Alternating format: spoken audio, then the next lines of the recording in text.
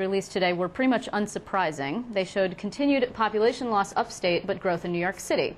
However, a closer look revealed some questionable figures. Downstate officials immediately cried foul when they saw that population in the Big Apple had increased considerably slower than expected, with some outer boroughs that are home to very fast-growing immigrant communities actually registering a loss in residents. Allegations of an undercount immediately began to fly. Lawmakers actually called for an investigation.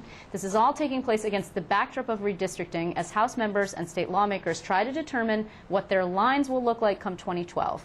Here to make sense of all of this is Assemblyman Jack McEnany. He's a veteran of several redistrictings. Assemblyman, thanks very much for your time. Good to be here. How many, actually? Two, three? The first time I redistricted was local government in 1972.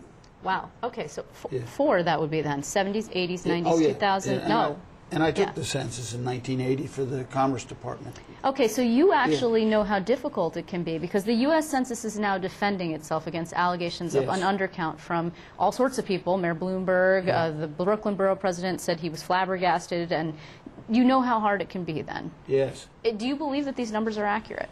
Well, I know the New Yorkers are very disappointed. They feel that elements of immigrants not trusting the government may have had a lot to do with it. I read some of the accounts where the city of New York feels there's a disproportionate number of housing units that are declared vacant, but they aren't in the numbers that I have. So I'm not sure whether that's out of the current numbers or out of the recently released American Communities Survey, which you can't use for redistricting. So I think New York City challenged them post-1990 census and did get some adjustments, so the precedent is there for them, and I think they're going to continue. What's the window, though, for that? In other words, when you challenge, I mean, you have to have a final set of numbers on which to base the districts when you draw the lines. We're on the receiving end. I'm the co-chair of the legislative task force with the Senate. We're constitutionally charged to redistrict. And, you know, we have to deal with what we have. Also, you know, immigrant communities, I mean, there are populations upstate, too. There are cities that have large numbers of immigrants. That's right. So if there is, in fact, a potential undercount in New York City, is it possible that there's also a similar situation in other places outside the city? Anything is possible. I think we have to wait and see and find out which mayors, for example, cry foul and which ones don't. And I'm sure the census will defend itself. Yeah, they already have. I mean, basically, for example, Queens, which is, you know, there's a lot of immigrants there, a huge Bangladeshi community, for example. Huge Asian growth throughout the state. Right, of course. So then the question is, they say, is it possible that Queens actually only grew in 10 years by 1,000 residents? And they said, yup. Totally possible. They're digging in then. Yeah. Yes, they are digging in. So let's talk about then. Now, the New York Public Interest Research Group put out an analysis, sort of like a quickie analysis. Yeah. And did you see it? No. Okay. So one thing that I don't understand, that I'm sure that you will, is that due to proportionally strong growth in the Hudson Valley as compared to New York City, their assessment, if redistricting was done only without politics, completely no gerrymandering, etc., that downstate would lose 2 seats. I thought it was going to be upstate 1 and downstate 1. So how does that come out? I think that would remain to be seen. I went through some of the numbers today, and I was looking actually at the congressional districts, because that's where there's a major problem, and you know, I haven't come to that conclusion yet. I think it's pretty early to come to that conclusion. So what is major? What's the major problem? With whom? With the congressional district. I mean, where the major problem will be. The major problem is that congressional districts now, every single congressional district in the state of New York is less than what it should be. We now have 29 districts, one of which, as you know, is empty, out by the Buffalo, Tonawanda area. New York 26, sure. Yeah. And we have to reduce that to 27. And there isn't a district there that even approaches 700,000, and the new required number when you divide.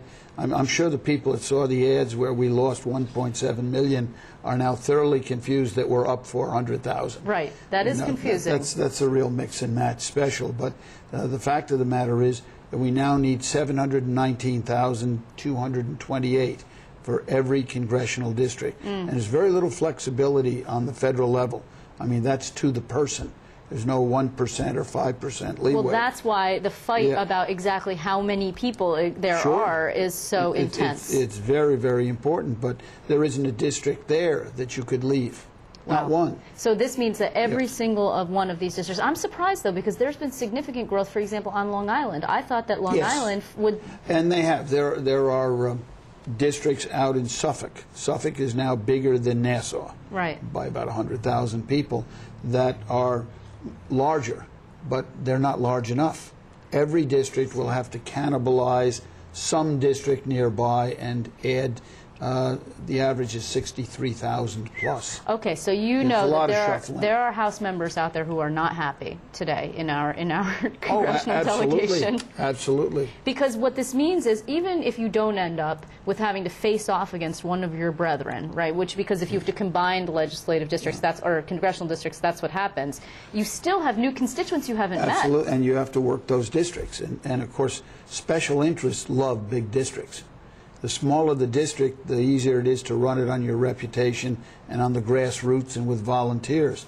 The bigger the district, the more money you have to spend. Targeted mail, television ads, and so on.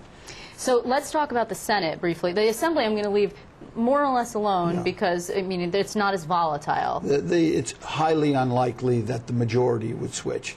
Whereas when you get to the Senate, as you know, majority and minority are neck and neck, and how the districts are drawn will have an enormous implication. So right now you're working off the 5% deviation number. Is that right? Well, we are, but we have a proposal from the governor. We have a bill introduced in the Assembly, sponsored by Shelley Silver, by myself, by a number of Democrats, which would create an independent redistricting commission. Right, and with a 1% deviation. Well, that's what the governor would like to see, but if he reads the Constitution, it's impossible. Oh, really? Why is that? Because a block on border in cities, if a block can be moved, it must. But when you get into the towns, unless the town is bigger than the district, you have to leave it alone. So in Bob Riley's district, for example, there's 3 big suburban towns. Colony, for example. Colony's 90,000. You can't split that.